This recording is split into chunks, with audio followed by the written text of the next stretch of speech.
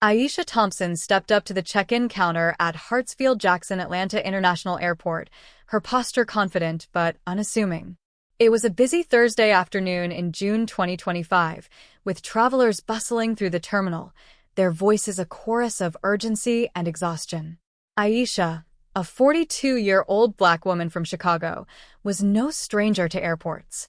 As the founder and CEO of Horizon Travel Solutions, a $950 million travel conglomerate, she had spent 2 decades navigating the world's busiest terminals, from Dubai to Tokyo.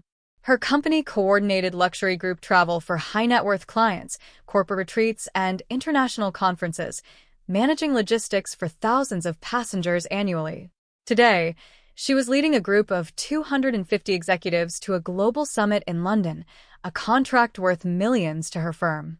The agent behind the counter, a middle-aged man with a name tag reading Mark, barely looked up as Aisha approached. She placed her passport and itinerary on the counter, her voice calm and professional. "Good afternoon. I'm checking in for the 4:30 p.m. flight to London Heathrow, group booking under Horizon Travel Solutions."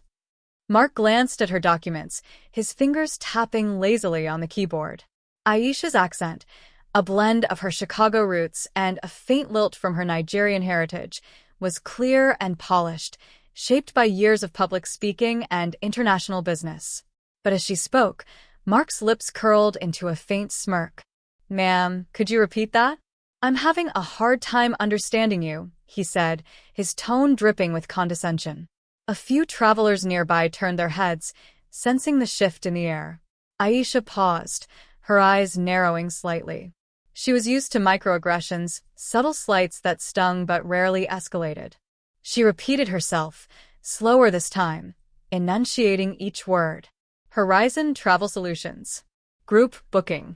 London Heathrow."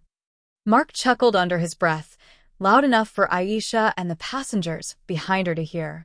"Sounds like you're trying to say something fancy with that accent," he said, shaking his head as he typed. "Where you from anyway?" "That's not a Georgia drawl." The comment hit like a slap. Aisha's team, standing in line behind her, exchanged glances. Her lead coordinator, Jamal Carter, a tall man with a sharp suit and sharper instincts, stepped forward, but Aisha raised a hand to stop him. She leaned closer to the counter, her voice steady but firm.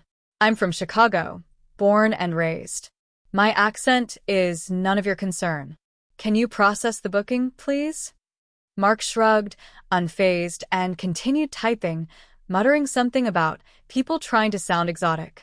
The words were low but deliberate, meant to provoke. Aisha's jaw tightened, but she didn't respond. She had a flight to catch, a summit to lead, and a reputation to uphold. Horizon Travel Solutions wasn't just a business, it was her legacy, built from scratch after years of overcoming barriers as a Black woman in a predominantly white industry.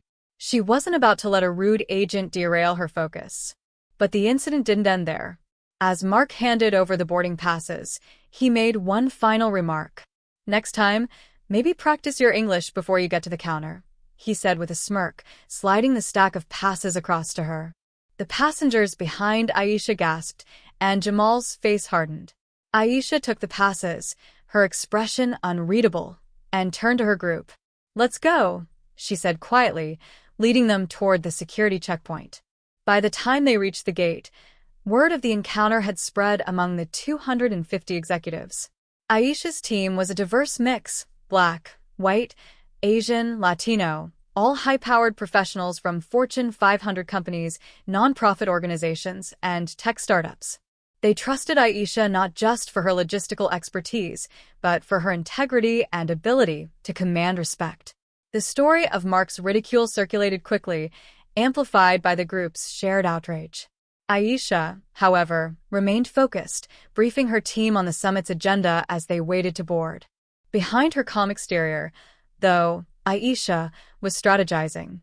She had faced prejudice before: dismissive vendors, skeptical clients, even airline staff who questioned her authority. But this was different.